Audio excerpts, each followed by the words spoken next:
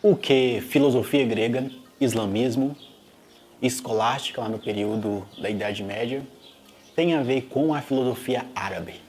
Olá, seja bem-vindo ao canal Aprendiz de Filósofo, eu sou Josinácio, tudo bem com você? Espero que você esteja bem. O tema de hoje é um tema que um inscrito pediu para falar sobre, que é a filosofia árabe. Já pautando aqui, filosofia árabe é um pensamento filosófico desenvolvido em território árabe. Para ter uma noção melhor de território, da onde a gente está falando, que é do Oriente Médio, eu vou deixar na tela aí, vocês estão vendo aí, a imagem do território da Arábia. Então, vamos lá. Mas antes de eu entrar mais no tema, seja bem-vindo ao canal Aprendiz de Filósofo. Eu sou Josinácio, tudo bem com você? Espero que você esteja bem. O tema de hoje eu vou falar sobre o desenvolver da filosofia árabe, um resumo e qual a contribuição para o desenvolvimento da escolástica na Idade Média, ok? Mas antes de eu entrar mais no tema, peço que você se inscreva no canal, dá o seu like e ative o sininho da notificação, porque comentar, curtir ou compartilhar este conteúdo vai mostrar para o YouTube que este canal tem uma certa relevância, ok? Então vamos lá. Para você ter uma ideia, filosofia é uma palavra grega. Quando os árabes ou os islâmicos começaram a conhecer a filosofia, falou que era filosofar ou falsofar, algo assim parecido na linguagem deles. Mas, se você tem uma ideia, em 331, quando Alexandre o Grande, aquele cara lá, o malucão lá que queria dominar o mundo, que foi um aprendiz ou um discípulo de Aristóteles, quando Alexandre o Grande invadiu a Pérsia, ele levou a cultura grega para a Pérsia. Eu vou deixar um mapa aqui para você entender onde está a Pérsia, onde está a Grécia, qual a distância que ele percorreu. E do lado de baixo você pode ver que existe a Arábia Saudita. Pérsia hoje é o atual Irã, a gente fala que é o Irã. Pois é, nesse Oriente Médio, houve em 500 ou século 6, houve o nascimento de um homem muito promissor para a cultura de hoje, que é Maomé. Maomé, por volta do século 7, Maomé ele começou a ir para o deserto e no deserto ele começou a ter visões. E nessas visões revelou que ele foi para o deserto, nesse deserto ele começou a ter visões, porque ele fazia jejum, oração, e durante esse período de jejum e oração ele começou a ter visões. Nessas visões foi revelado para ele que existia apenas um Deus, que era Alá. Mas do começo ele achou que era apenas uma brincadeira dos demônios. Mas nessa cultura você tem que entender uma coisa. Isso já está acontecendo há mais de 600 anos depois. Não, há mais de 600, 700, 800, 900. Há mais de 900 anos depois das invasões de Alexandre o Grande. A cultura que Alexandre o Grande trouxe para a Pérsia ficou na Pérsia. Quando Maomé recebeu essa revelação, Maomé vivia em clã, o clã dos babuínos. E nesse clã, eles eram nômades, eles viviam para lá e para cá, para lá e para cá. Até que certo dia Maomé recebeu essa visão que existia apenas um Deus. Ele começou a professar isso, começou a fazer caravanas para Medina. Você vai saber onde que está Medina. Medina está na Arábia. Ele caminhava para Medina, fazendo intercâmbios de mercadorias e etc. O que isso tudo tem a ver com filosofia? Bem, para entender a filosofia árabe, você tem que entender sobre a religião árabe, que é o islamismo. Todo árabe é islâmico? Não. Da mesma forma que nem todo brasileiro é católico, nem todo brasileiro é evangélico, mas nem todo brasileiro também é cristão. Da mesma forma, nem todo árabe, nem toda pessoa que vive no Oriente Médio é árabe. Mas para você entender como foi o desenrolar da filosofia árabe, você tem que entender esse contexto de religião, do nascimento do islamismo. Bem, Maomé morreu no século 7 de nossa era atual e ele deixou mais ou menos organizado de forma política, mas não de forma bem organizada, porque Maomé ele era nômade e ele não tinha ainda a capacidade de desenvolver uma religião de forma mais organizada.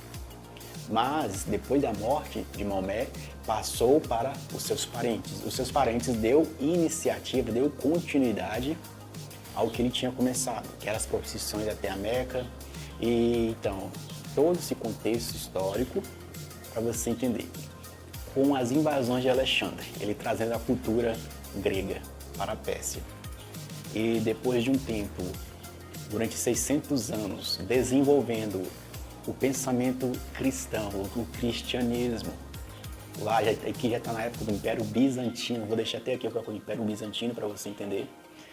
Até 700 anos está tendo esse desenvolvimento, por volta dos 700 anos, nascimento do cristianismo, por volta do século 7, está começando a ter esse nascimento do pensamento religioso islâmico com o Maomé, o profeta.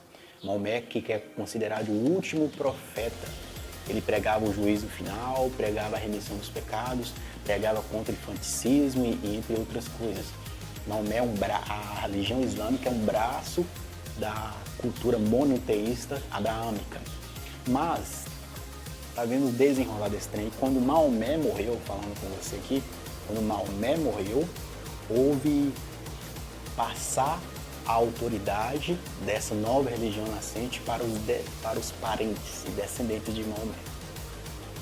Aí, nesse meio termo aí, foi muitas guerras, porque Maomé ele vinha de um clã de guerreiros.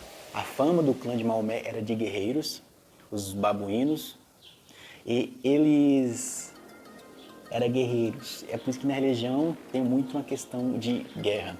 Se você reparar, nos primeiros anos do califado islâmico, houve morte de muitos califas, disputando o poder.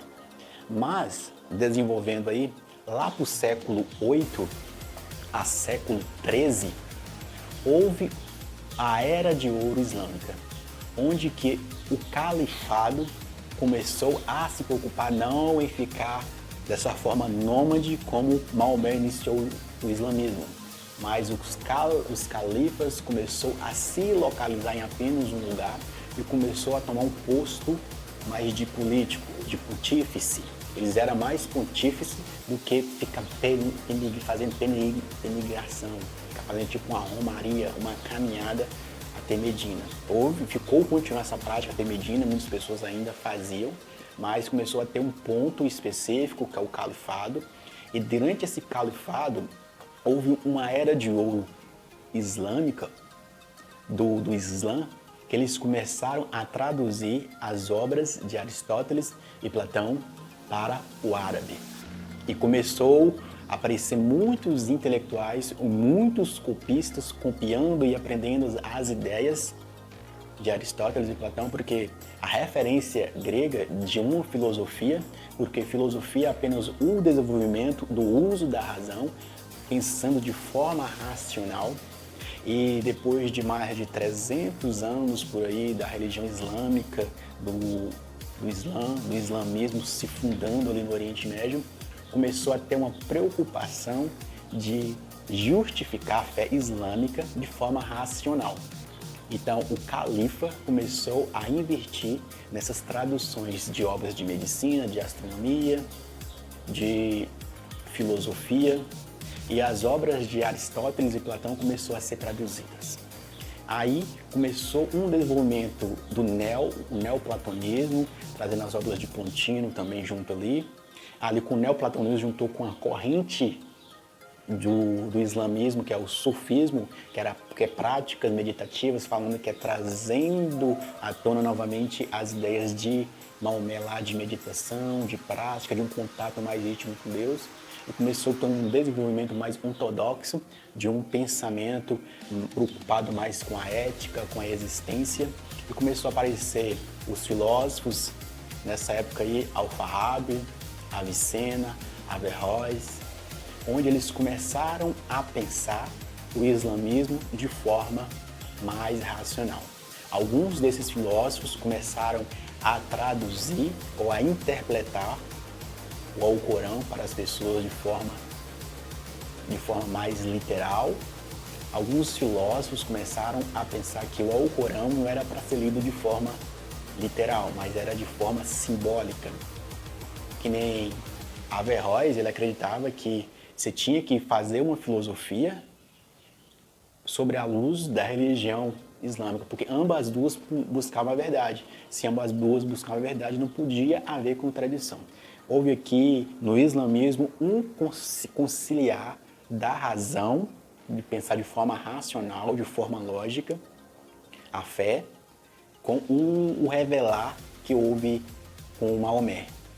Então houve esse conciliamento da fé islâmica com a razão ou com a filosofia grega. Então Averroes, Avicena, Al-Farabi, entre outros pensadores, começaram a desenvolver qual é essa relação de nós, seres humanos, com Deus. Você percebe aqui que a preocupação desses filósofos islâmicos ou árabes era a preocupação do homem com Deus. Eles estavam filosofando sobre a existência do homem com Deus, que nem a Avicena era a preocupação desse intelecto humano, juntando com esse intelecto divino, o intelecto coletivo, juntando com o intelecto mais divino, você saindo que nem já é, você mostra um pouco do platonismo aqui em Avicena, que a Avicena já acreditava que existia uma divisão entre corpo e alma, Averroes já acreditava que não existia essa divisão entre corpo e alma.